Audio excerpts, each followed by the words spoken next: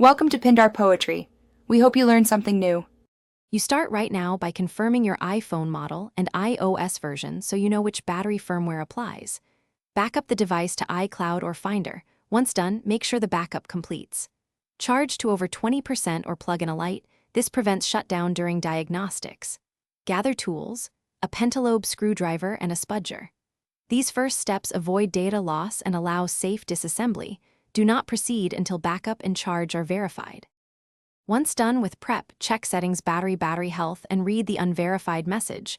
Note any serial mismatch. Power the iPhone fully off. Remove the display gently, work slowly to avoid tearing flex cables, and disconnect the battery connector. Document connector positions with clear photos. This helps if connectors look similar.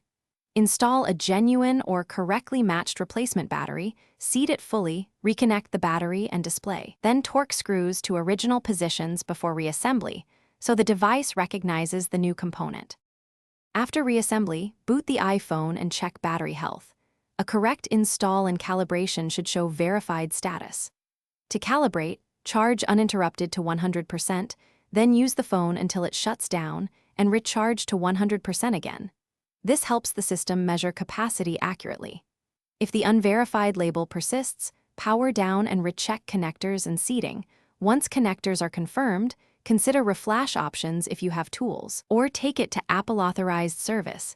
This single troubleshooting step resolves most recognition. Thanks for watching. Consider subscribing if we helped you.